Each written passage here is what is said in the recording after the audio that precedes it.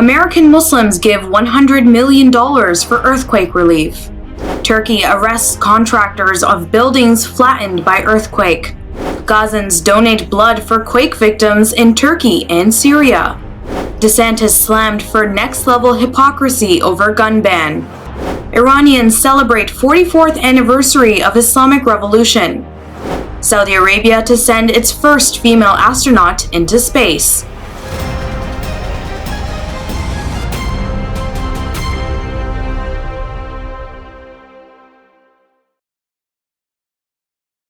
From Toronto studios, this is the Muslim News on Muslim Network TV. Assalamu alaikum, I'm Saamiyah Syed.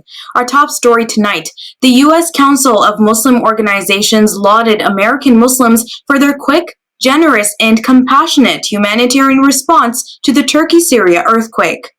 In just 5 days, American Muslims raised an estimated $100 million in cash and in-kind aid for earthquake relief. Osama Jamal, U.S. CMO Secretary General, said such fast response in times of need has become the hallmark of our American Muslim community. An anonymous Pakistani businessman walked into a Turkish embassy in the U.S. and donated $30 million for earthquake victims of Turkey and Syria. Mosques around the country offered special prayers for the victims and survivors.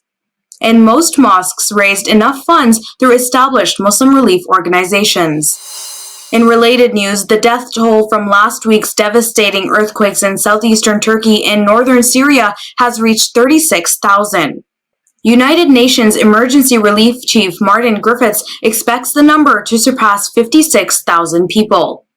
There have been nearly 800 aftershocks recorded. However, survivors are still being pulled out of the rubble, like a 40-year-old woman stuck under a 5-story building in Islamic in Gaziantep province early Monday. And a teenage girl was rescued in Hatay Sunday, roughly 162 hours after the quake, the mayor of Istanbul said. Turkish authorities have begun arresting contractors over buildings that collapsed after last week's earthquakes. Justice Minister Bekir Bozdağ on Wednesday vowed to take action against negligence and flaws. Police arrested Hassane Alpargan in the Turkish Republic of Northern Cyprus after some buildings made by his construction company collapsed in the southern Adana province.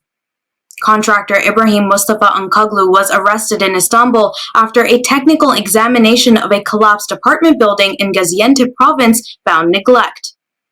Istanbul police arrested another Mehmet Ertan Ake after the contractor's building collapsed during the quake, also in Gaziantep.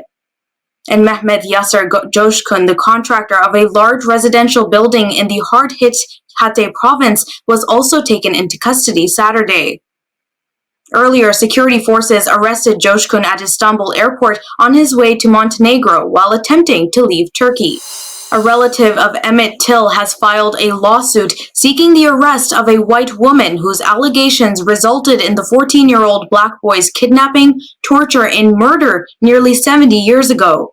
Earlier this week, Till's cousin, Patricia Sterling, filed the federal lawsuit against Ricky Banks, the sheriff in Leflore County, Mississippi.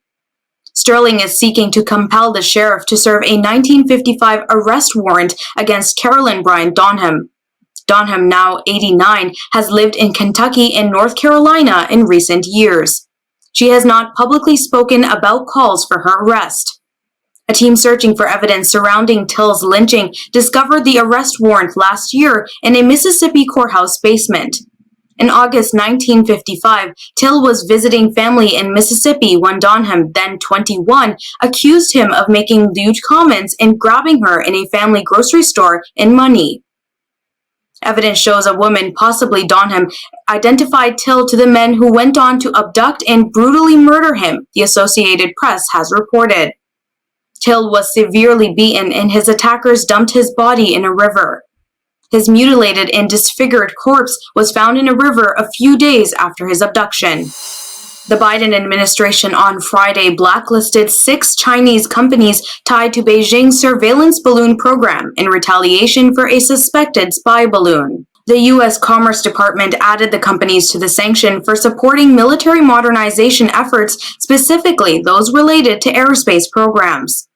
The companies will be restricted from obtaining U.S. items and technologies without U.S. government authorization.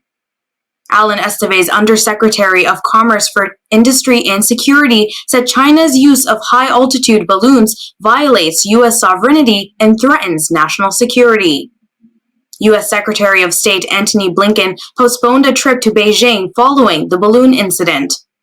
A fighter jet shot down the suspected balloon last Saturday off the coast of South Carolina. China has since downplayed the incident, saying the balloon was used for research, mainly meteorological purposes, and had blown off course. Including the Chinese balloon, 4 objects have been shot down by the U.S. Republican Governor of Florida Ron Desantis is being accused of hypocrisy on the issue of gun control. This is after his campaign last year tried to ban firearms at an election night event in Tampa and blamed the city for the policy. Desantis is a strong supporter for loosening gun regulations. The Washington Post said in a report published Friday that critics on both sides of the political aisle are calling the 2024 presidential candidate a hypocrite for the move.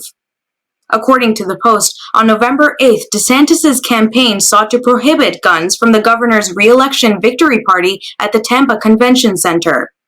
The center is run by the city, and his campaign claims city officials were responsible for the ban.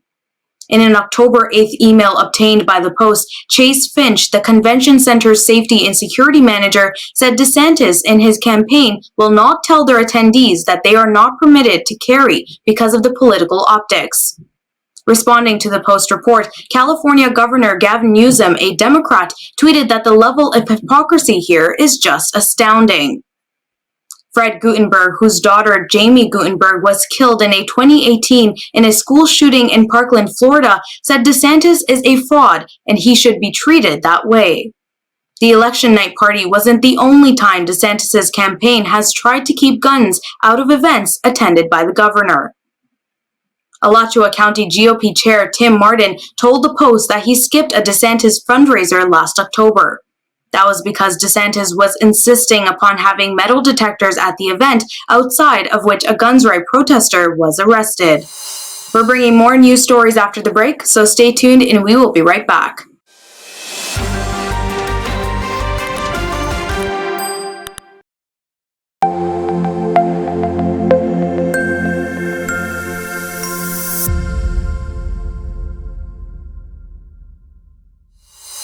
Welcome back. Palestinians gave the gift of life in Gaza on Sunday in a special blood drive for earthquake victims in Turkey and Syria. Iyad al-Masri, executive director of Al-Amal Institute for Orphans, which organized the blood drive, said what happens in Turkey and Syria affects the entire Arab and Islamic nation. Under the theme One Body, al-Masri said the one-day drive sends a message of love and peace for all. Over 29,000 people were killed and more than 80,000 others injured by 2 strong earthquakes that jolted southern Turkey and Syria last Monday, according to the latest official figures. Tens of thousands of Israelis rallied in central Tel Aviv Saturday for a 6th straight week. This was against controversial legal reforms being pushed by Prime Minister Benjamin Netanyahu's right-wing government. Democracy, protesters chanted to the beat of the drums in the coastal city, which many in the vast crowd waving blue and white Israeli flags. Others carried rainbow LGBTQ or Palestinian banners. The proposed judicial reforms would allow Israel's parliament to overrule any Supreme Court decision with a simple majority of 61 lawmakers in the 120-seat body. They would also boost political control over the system through which judges are appointed. A first reading of the bill is slated for Monday. The protests have become a weekly fixture on Saturday evenings since Netanyahu's new government, dubbed the most right-wing in Israeli history, took office in late December. Indian police have adopted a policy of hastily burying Kashmiri freedom fighters in remote parts of Indian-controlled Kashmir. Officials have justified the policy, claiming it aims to stop glamorizing terrorists during often violent anti-India demonstrations that accompany the public funerals of the dead men. These martyrs' graveyards, as they are known locally, have traumatized the families of the dead and outraged Kashmiris chafing under a broader clampdown on dissent. Security forces have exhumed at least 5 bodies from the remote grave sites and have returned them to families after investigations found that they are not anti-India insurgents. The remains of 3 laborers were removed and reburied after family protests prompted the army to concede that the men killed during a July 2020 firefight were not terrorists and had not returned fire during a shootout. Prime Minister Narendra Modi's government has clamped down on dissent since a 2019 decision to rescind the territory's limited autonomy under India's constitution. Legal experts say the effective ban on funeral gatherings is unlawful. Kashmir has been a disputed region between India and Pakistan since both countries achieved independence 75 years ago. Both countries claim the territory in full.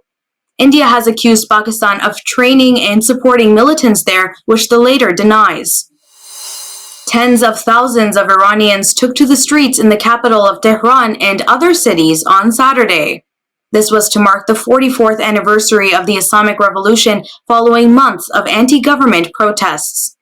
The celebrations mark the day that the Shah's government fell 10 days after Ayatollah Ruhollah Khomeini returned from exile and led the uprising in February 1979. The previous ruler, Shah Mohammad Raza Pahlavi, was already fled Iran in January of that year after months of protests against his rule. For the past 2 years, the 1979 overthrow of the Western-backed Shah was commemorated mainly in vehicles and on motorcycles due to the COVID restrictions. But this year, many flag-waving people traveled on foot to converge on the capital's iconic Azadi or Freedom Square despite chilly temperatures. They chanted slogans including "Down with the US," "Down with Israel," "Down with the UK," and "Down with the traitor Al Saud," an AFP journalist said. This year's commemorations come with Iran gripped by nationwide protests since the September 16th death in custody of Mahsa Amini. Amini was a 22-year-old ethnic Kurd who had been arrested for an alleged breach of Iran's dress code for women. Authorities say hundreds of people, including dozens of security personnel, had been killed during the protests, which the authorities generally describe as riots. Thousands of Iranians, including public figures, journalists, and lawyers, have been arrested, but many have been released recently. In related news, digital activists supporting anti-government protests in Iran said they hacked an online broadcast by state television of a speech by President Ibrahim Raisi on Saturday. The speech was marking the anniversary of the 1979 Islamic Revolution. The Adalat Ali group posted a video of the purported interruption of Raisi's address on Twitter. The group's video called on Iranians to withdraw their money from corrupt regime banks and to take to the streets next week. Death to Khamenei, death to the Islamic Revolution, and death to the Islamic Republic, it said on Twitter. It is the group's second such reported hacking of state television in support of months-long anti-government protests. In October, it interrupted a live state television broadcast of Iran's supreme leader Ayatollah Ali Khamenei meeting state officials with text on the screen that read, "The blood of our youths is on your hands." Saudi Arabia will send the kingdom's first female astronaut and a male astronaut to the International Space Station before the end of 2023. Astronauts Rayana Barnawi and Ali Al-Qarni will join the crew of the Axiom Mission 2, or AX-2. AX-2 will be Axiom Space's second all-private astronaut mission to the International Space Station. It marks another pivotal step towards Axiom Station, the world's first commercial space station and successor to the ISS. The spaceflight is scheduled to launch from the United States to the International Space Station. Previously launched by the Saudi Space Commission, the Saudi Human Spaceflight Program is a collaboration with Axiom Space to train Saudi astronauts and strengthen SSC's space exploration. The program includes the training of 2 more astronauts, Mariam Firdaus and Ali Al-Ghamdi, on all mission requirements. This historic space mission will make Saudi Arabia one of the few countries in the world that brings 2 astronauts of the same nationality aboard the ISS simultaneously. Coming up after the break is our in-depth analysis segment, so stay tuned and we will be right back.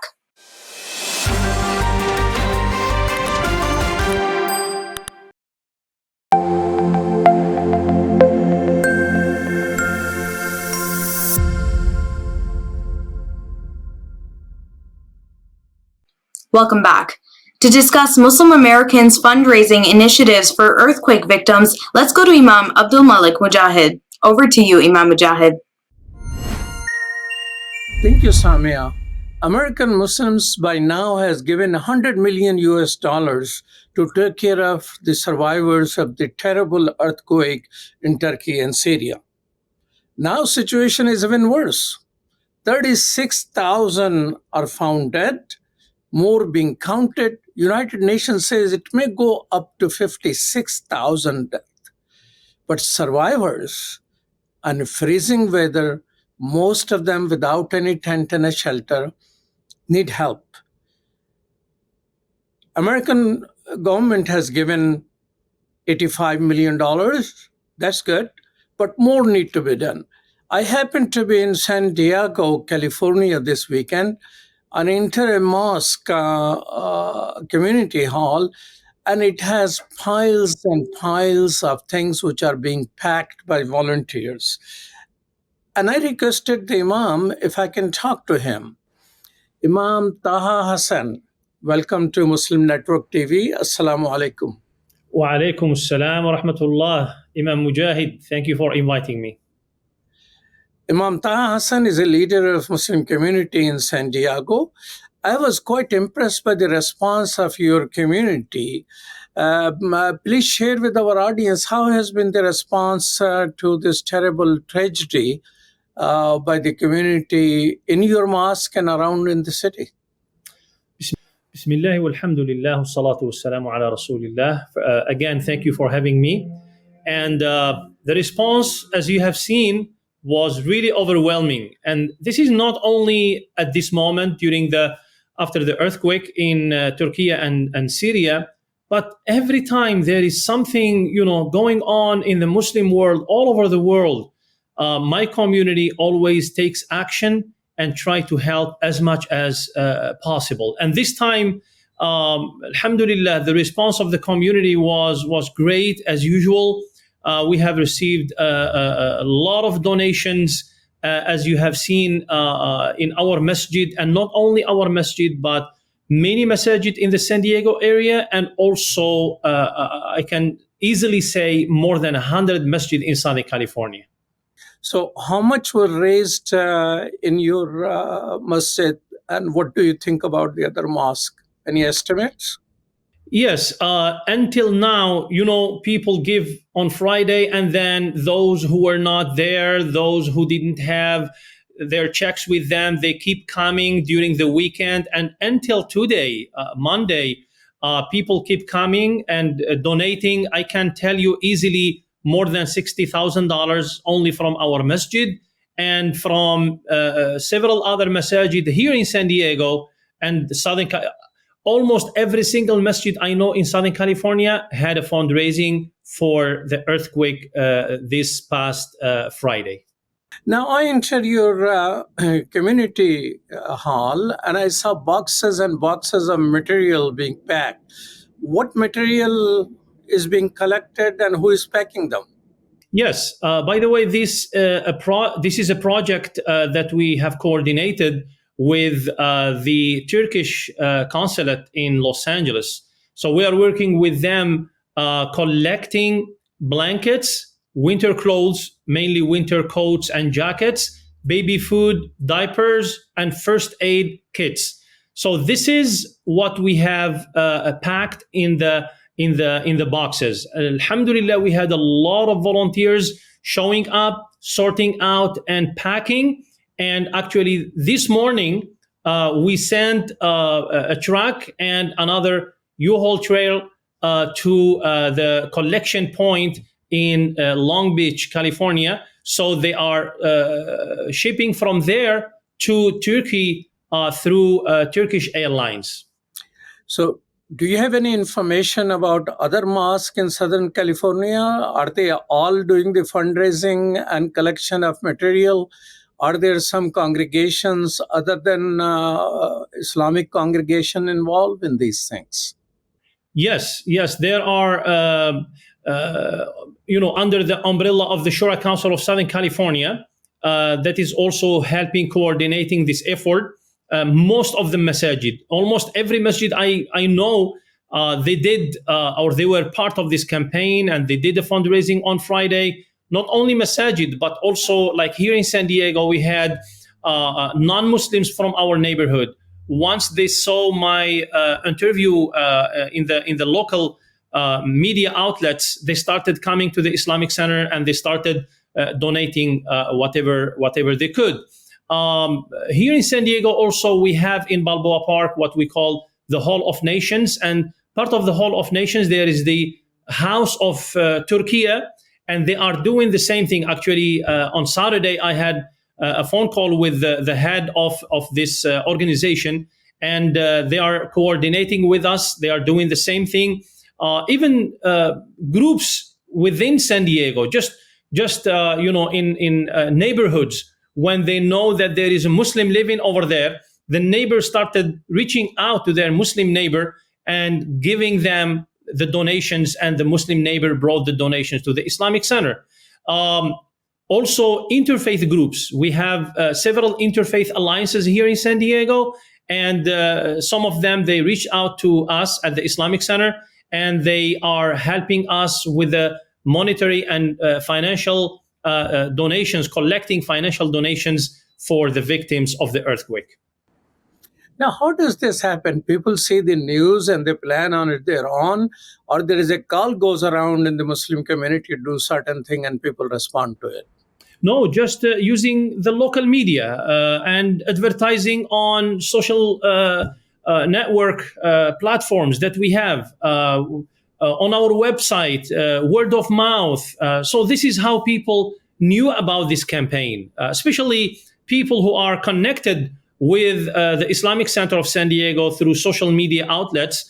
They knew, and they spread the word, and they started their campaign. Actually, one of the churches sent me the other day, and the lady said that, I would rather send my donations through a trustworthy institution like yours. And alhamdulillah, we are very proud that we have this position within the larger society where people trust us to give their donations and for us to deliver their donations to those who are in need.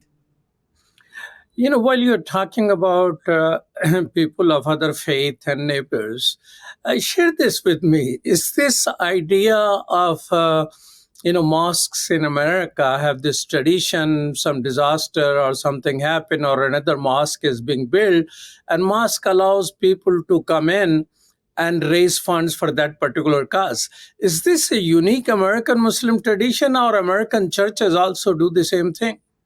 I think there are so many houses of worship and faith-based organizations that they do this. But I can tell you that it depends to our own, as Muslim institutions and Muslim community. It depends to our own engagement, our own involvement. If we are involved with other interfaith alliances and interfaith groups, and we are active with them, automatically, whenever there is something going on, they know where to go. So maybe in other places where maybe masajid are not that really involved in the interfaith work, I don't know what will happen over there. But in our case here in San Diego, the Islamic Center of San Diego is part of every single interfaith alliance that we can hear about. And this is how they know us. This is how they trust us, because we have been working for so long together and doing everything positive possible on the ground. Well, Imam Taha, thank you so much for your time. Truly appreciate it. You are very welcome. Thank you so much. Back to you, Saamiyah. Thank you so much, Imam Mujahid. That's all from our Toronto studios tonight. Thank you for tuning in. You can find previous episodes and more on our YouTube or Facebook. For more content, keep watching Muslim Network TV or visit muslimnetwork.tv. Assalamu alaikum and good night.